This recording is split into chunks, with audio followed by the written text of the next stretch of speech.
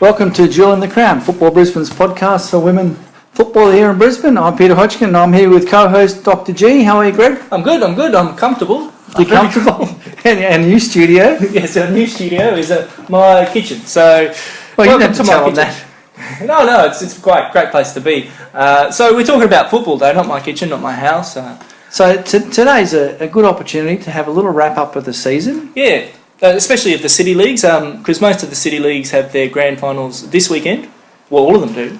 And so we should tell you who's going to be in them and all that sort of thing. So in Women's City League 5 Silver, I can tell you that Jimboomba won the premiership there. I think I announced that earlier in the season. So congratulations, Jimboomba. Yeah, well done. Quite comfortably in the end. And they've got their grand final on Friday night against Slacks Creek. So 1v2. Yep. If you've got nothing to do at Jimboomba, go out to see Jimboomba play. Jimboomba's a nice little ground. I like it's nice little country ground.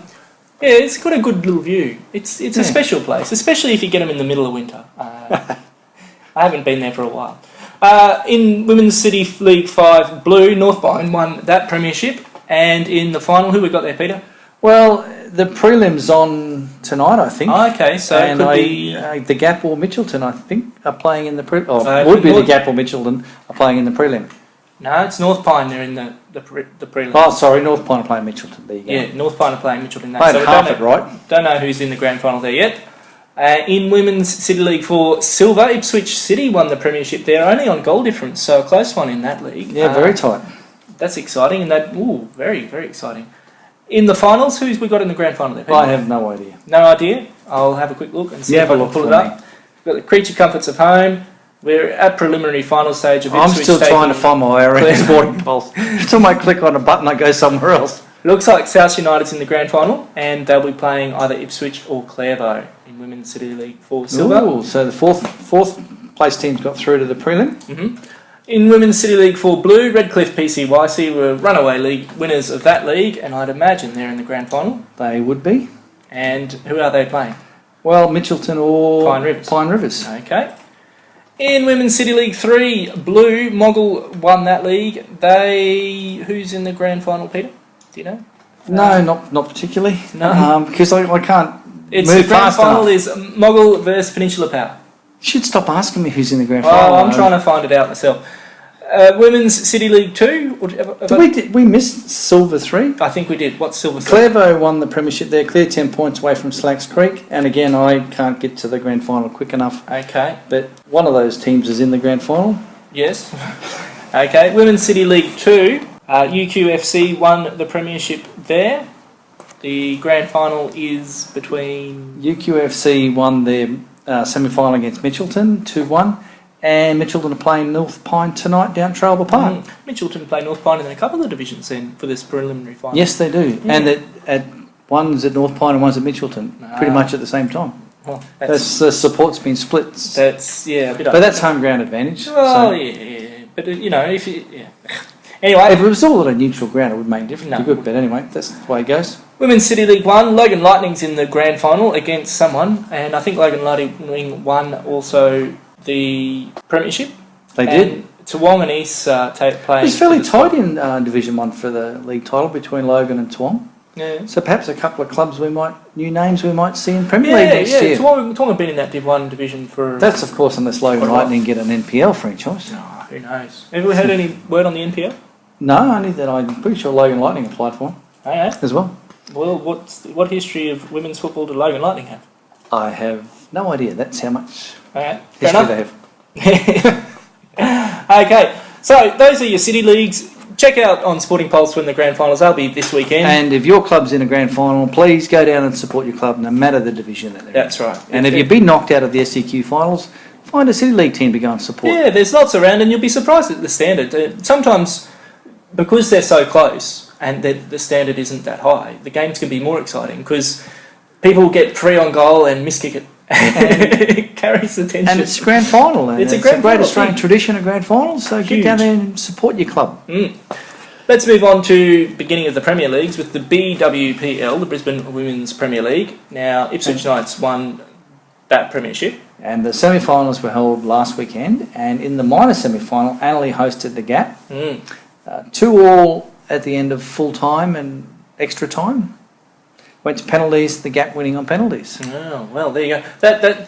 They were finished exactly on the same points on the ladder and only 2 goal different. So, not surprising. Very evenly matched. Always hard to lose by penalties. Sorry, Tammy, I'm sure you did your best, and I bet you it was the rest of the team that let you down. Well, we hope you did your best, but obviously that wasn't good enough to stop all of the shots. Major semi-final, Ipswich Knights hosted Eastern Suburbs, and surprise, surprise, Eastern Suburbs won this game 4-2. So East perhaps hitting some form at the right time. Yeah. So East directly to the grand final, which means that the preliminary final is on Saturday at 4:30pm at Eric Evans Oval. Ipswich Knights hosting the Gap. Greg, what do you think? Ipswich Knights will be smarting after losing against East on the weekend. So yeah, looking for revenge. Definitely. Ipswich Knights have set the pace all year in this division. They have. I'd expect them to get over the Gap. I think so too. I hope they get over the Gap purely because I'd like to see the Premiers in the grand final. Yeah? Yeah. Well, this system doesn't necessarily make that happen. No, but it's good. Gives See, if people you go a first, chance. fourth. No, that's a dumb way of doing things. It's my opinion. It's the dumb way of doing things. In the SEQ WPL 2, the semi-finals, Annerley took on Peninsula Power down at Annerley and were winners in that game, 3-2. Yeah, and that was the major semi-finals. So Annerley direct to the grand final. Yeah, that's a good sign for that team.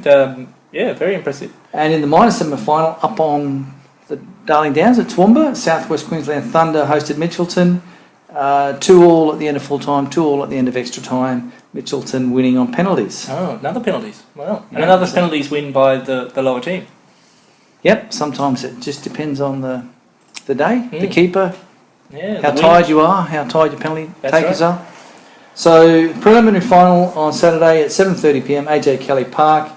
Peninsula Power hosting Mitchelton, and guess what, Greg? What? The cameras will be there. Oh, that's good work. So at Power, they'll be capturing the prelim in SEQ2, which would be good. So we'll be able to watch the highlights. I don't have to drive to Power. No, that's good. But this would have been your team. You could have been on the telly. I could have been on the telly, yeah. Giving an interview to yourself, but it's not to be. So who are you tipping, Mitchie or Power for this one? Look, Mitchelton have struggled all year to beat Power, and it all before they played each other last game, I said it was a matter of whether Mitchie can hold Britt Whitfield. Other teams have managed to do it, but Mitchie so far have not been able to do it. She scored 3, I think, in one game and 5 another. So they've not been able to hold her. So it's sometimes football teams just match up differently against each other. Yep. And they seem to struggle with Britt. So again, I think it all comes down to that. If Britt Whitfield can get on top of the Mitchie defence, Power will win it. If Mitchie can keep Britt Whitfield quiet, then Mitchie have the firepower to win the game. I think so. I don't think it'll go to extra time. I don't think it will. I think it'll be resolved after 90 minutes. If it does go to extra time or penalties, Mitchie now have the form. I'll be tipping them. Well, I think Mitchie have a big advantage going into penalties with a keeper. He's probably one of the top 3 or 4 keepers in all of SEQ. Right. So they've got a big advantage if you go into like penalty shootout with a keeper in form. So, and Power, I think, have struggled all year with consistently with keepers. Though the girl that played their last game did well, but we'll see how we go. Right, I'm sitting on the fence, sort of. Sitting on the fence while I'm tipping Power. In the SEQ1, the top league, the minor semi-final, UQFC, who finished 3rd, hosted Redlands, who finished 4th. 0-0 at full time, 0-0 after extra time. I thought it was a big score in the end. It was a big score because of the penalty shootout. Oh, right. Want to hear what Red Riding Report says? Sure. Here's so hold on. Does this say... I'm just looking online here. It says 4-2. Is that the penalty shootout score? Yeah. Not the game score? Yeah. Well, see, that's silly. That's a silly system. I can't follow it. It doesn't even... I mean, the old system would say, you know... Yeah, full time, extra time, penalties and as well. So you know really quick. But anyway. Here's the Red Riding Report. Redlands United versus University of Queensland. Redlands United won the first game of the semi-finals against the University of Queensland on Saturday night. The game went for the full 90-minute period without score, then 30 minutes extra time without score, and finally to a penalty shootout with the final result being 4-2 in favour of Redlands. There you go, 4-2. Right. The game was hard fought from the kick-off, but neither team could put the ball into the net despite a number of attempts from shots in play and from the numerous corners that each team had. Redlands were feeling positive throughout the game about the way they were playing and creating goal opportunities. So that sounds fairly Well, backwards and forwards, fairly even. Listen to this bit. Okay. The University of Queensland playing field was far inferior to the Redlands home ground and a very uneven surface. Sparse grass coverage and rocks in the goal mouth. Ooh. I hope they took the penalties in that end. Well, who knows? This detracted from some of the plays with the girls finding it difficult to run the ball and pass accurately when the ball would not run cleanly across the surface. Right. The quality of the field was disappointing to the team and it was not considered to be a standard suitable to protect the safety of the players and to ensure the quality of the game, particularly during semi-final clashes. Ooh, that's a big call. Safety of players. Tegan likes to say... Tegan, go play at Newmarket.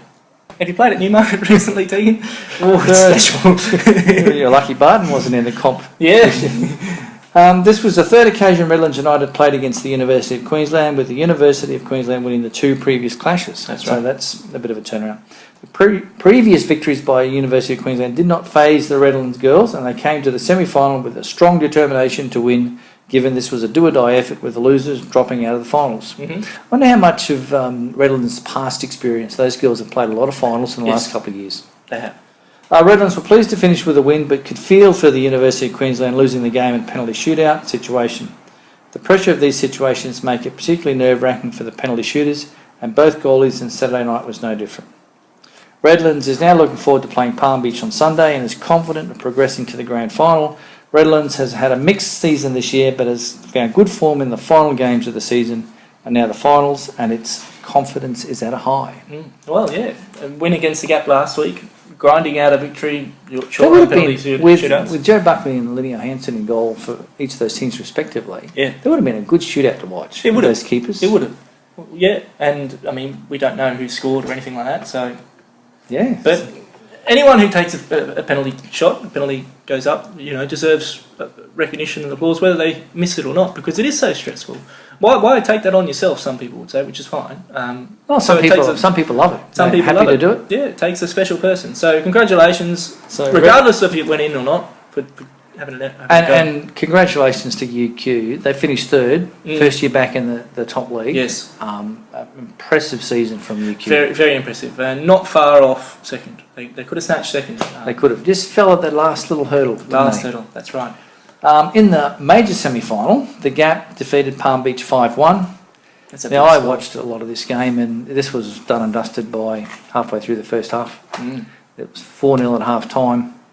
The second half was really just a canter. Yeah, Yeah, wow. but the game was over at half-time at 4-0.